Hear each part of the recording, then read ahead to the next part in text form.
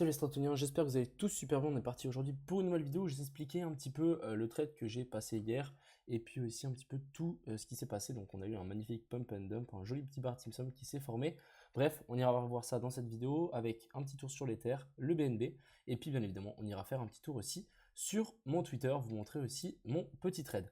Enfin bref, j'espère que cette vidéo vous plaira. Beaucoup plus d'analyses techniques et de trading qui vont arriver, sachant qu'il y a bientôt une compilation de trading que je vais essayer de monter une équipe. Donc n'hésitez pas à me dire dans les commentaires si vous êtes chaud pour participer à ça. Si vous n'êtes pas chaud, c'est pas grave, je ferai ça de mon côté. Mais à mon avis, il y a quelque chose à faire, surtout si il y a 2-3 personnes qui sont motivées. J'espère que vous l'êtes.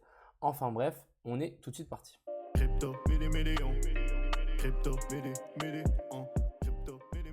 Donc on est directement parti sur ce fameux Bitcoin. Qu'est-ce qui nous a fait? Donc depuis ma dernière vidéo, on a eu un pump assez massif. On est venu chercher la zone de POI qui était là-haut et ensuite on a redump et on est venu en fait chercher les stop loss qui étaient placés là en dessous. Si je vous mets une petite ligne, on est venu taper juste. Donc vous voyez ici, on est venu taper comme la dernière fois ici on était venu taper juste et là on est revenu taper ceci juste. Donc la dernière fois on avait pris ce short qui n'était pas passé, ici on le voit, mais voilà, notre TP avait été touché par la suite.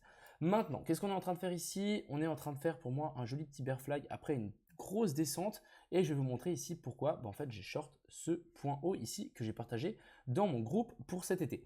En gros ici tout simplement j'étais en 5 minutes et ici on a une inversion de structure. On voit bien que on a fait une clôture sous ce plus bas-ci. Ensuite, on est remonté, on vient chercher la zone de POI qui est là-dedans et ensuite on rechute. Donc clairement, moi j'ai shorté, je vais vous montrer ça. Hop, si on dézoome un petit peu, tout simplement en fait, à partir de ici, on était dans un mouvement baissier en fait. À partir que en fait, on est venu casser ici ce plus bas, on était dans un mouvement baissier. Ensuite, on l'a reconfirmé derrière. On est venu remonter, pas de souci, on avait notre stop loss qui était placé là en dessous.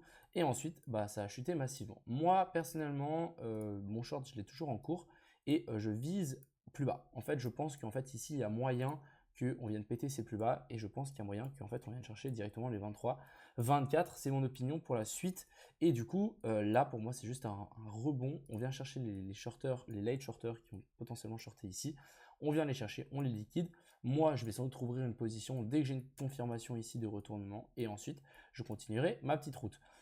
À mon avis, qui sera vers le bas. Mais pour le moment, ici, c'est des grosses chasses aux liquidités, des gros rects. À chaque fois, on fait un gros pump pour ensuite recorriger droit derrière. Où est-ce qu'on pourrait s'arrêter en tout cas pour ce petit BTC? On a une petite zone d'imbalance qui peut arriver jusqu'ici. Donc, vers la zone ici des 30 124. Il y a de fortes chances ici qu'on puisse se retourner. On a aussi une belle petite zone, je vais vous montrer ça. Ici, on a une très petite belle zone. Je vais prendre ici, donc à partir depuis là jusque ici. Toute la zone ici qui est plus ou moins au milieu en fait de la dernière bougie. Ça, à mon avis, une zone assez compliquée pour potentiellement pas pour essayer de la casser, mais ça m'étonnerait. Donc à mon avis, on va sans doute se retourner à partir de là. Je suis plutôt baissier en tout cas pour le coup et personnellement, je pense que ça peut encore descendre. On a, à mon avis, ici quand même pas mal de liquidités qui sont accumulées sous ces trois plus bas. Ils ne sont pas forcément à chaque fois à la même distance. À chaque fois, on est venu chercher les stop loss qui étaient à ras les pâquerettes. Mais à mon avis, ici, on commence à avoir 2-3 stop loss et la liquidité qui s'est accumulée. Ça m'étonnerait qu'on pas faire un petit tour en dessous avant de repartir. Et pour la suite, bien évidemment, si on dézoome et qu'on passe, je ne sais pas moi, en 12 heures, ici pour le moment, c'est toujours pas un bottom. Pour moi, ici, il n'y a pas encore de bottom et il y a de fortes chances que ça continue à chuter ici vers le bas. On peut peut-être tirer une petite trail line comme ceci. Pour le moment, c'est respecté. Mais voilà, il suffit qu'on casse, qu'on latéralise tranquillement en dessous. Donc, tac, ici, on remonte un petit peu. Là, à mon avis, on va pouvoir re-shooter. Et encore une fois, je suis toujours dans cette même optique. Grosse descente, on fait flipper tout le monde. Parce qu'en fait, ici, il y a peu de gens qui sont en train de vendre. Après, effectivement, il y a aussi une autre théorie qui dit, OK, beaucoup de gens qui attendent plus bas. Donc, est-ce qu'on va vraiment y aller? Je ne sais pas. Pour le moment, moi, je traite vraiment en plus petite time frame. On n'a pas encore de grosses zones d'intérêt en plus grosse time frame. Donc, on va simplement patienter pour le coup. Passons un petit coup sur du coup mon Twitter. Ici, on a le market cap des alts. Donc, le top, on descend ici, tac, en parabole. Ensuite, on consolide. Gros coup de marteau, boum, ça rechute. Et ici, deuxième consolidation ou la dernière avant de faire la capitulation et que ça chute. Donc on pourrait largement être dans cette optique-là, mais personnellement, je veux quand même vous dire que ici, ce qu'on est en train de faire en grosse time frame, pour moi, ça ne ressemble pas à un bottom. Encore une fois, c'est seulement mon avis.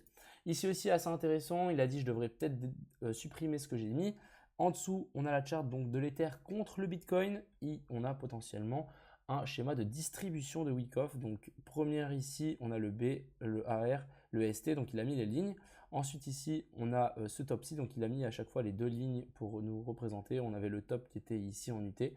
Et maintenant, on est dans cette zone avant de descendre et nous faire cette phase E de distribution.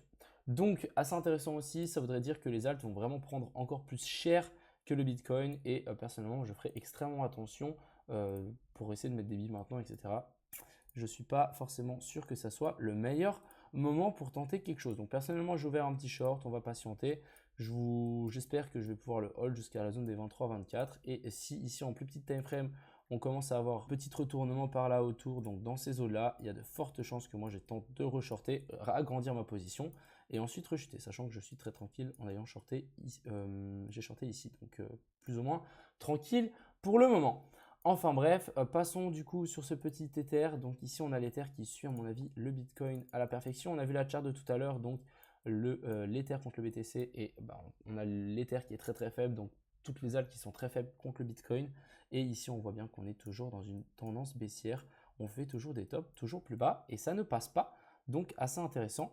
Du côté ici du BNB, même chose, on a réussi à casser donc cette petite zone de consolidation vers le bas.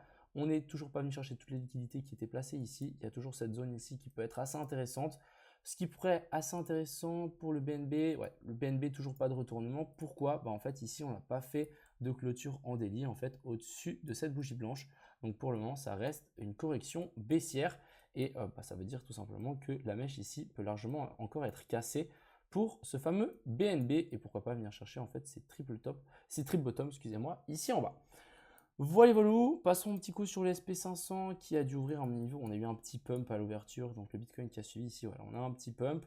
On a une inversion de structure ici, on le voit très très bien pour le SP500. On peut peut-être s'attendre à un petit retournement. Ici, voilà, petite inversion de structure. On peut largement redescendre, chercher la zone de PEI qui se retrouve par là pour ensuite repartir vers le nord. Mais pour le moment, voilà, ça bataille sur des niveaux très très importants. Je rappelle que les niveaux plus bas sont largement faisables aussi et qu'on n'est pas à l'abri en fait d'un méga crack sur ce SP500. Donc, il va falloir faire attention. Je rappelle que ici, la petite inversion de structure était en petite time frame, donc à surveiller. La dominance du Bitcoin, donc ici, qui continue à pump. Vous voyez, ici, on a cassé cette trendline. Magnifique. Magnifique. Je sais pas, mais en tout cas, ça continue à pump. Moi, ce que j'ai dit, c'est qu'il y a de fortes chances que ici, ça pump pour qu'ensuite, au moment où il y a le pump, on ait une grosse all season. En fait, plus ici, ça va monter, plus l'all season va être fort. Donc, plus on souffre maintenant, plus on va gagner d'argent plus tard si on mise sur les altes. Donc ça, c'est assez intéressant. Quelque chose que je surveille aussi, c'est très important de surveiller ça pour vraiment se dire, ok, est-ce qu'on commence à avoir un top sur cette dominance du Bitcoin? Est-ce que ça vaut la peine de commencer à mettre des billes dans les altes? Enfin bref, voilà. J'espère que cette petite vidéo vous a plu. N'hésitez pas à vous inscrire sur Bybit, il y a le lien dans la description, vous pouvez gagner 50 $. Et aussi, n'hésitez pas à me redire pour le concours si vous êtes chaud. En tout cas, moi je suis super motivé et je pense qu'il y aurait peut-être moyen de faire créer un groupe ou je sais pas quoi. Donc dites-moi dans les commentaires. Enfin bref, je vous souhaite une bonne après-midi, profitez bien et à plus.